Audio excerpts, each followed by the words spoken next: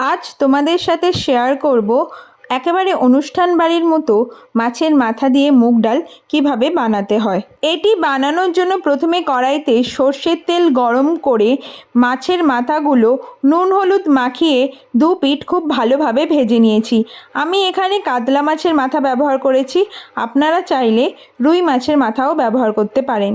পুরো রান্নাটা আমি সর্ষের তেলে করেছি, আপনারা চাইলে এখানে সাদা তেল ব্যবহার করতে পারেন।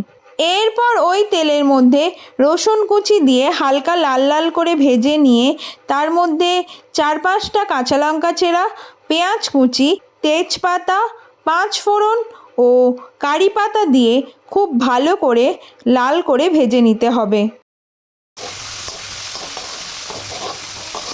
এরপর ওর মধ্যে 2টো টমেটো কুচি দিয়ে হালকা হাতে নাড়াচাড়া করে নিয়ে তার মধ্যে আদা বাটা দিয়ে খুব ভালোভাবে মিক্সড করে নিতে হবে।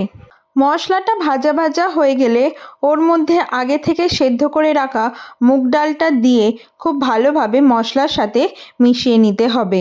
এরপর ওর মধ্যে পরিমাণ মতো হলুদ গুঁড়ো দিয়ে ভালোভাবে মিশিয়ে নিলাম।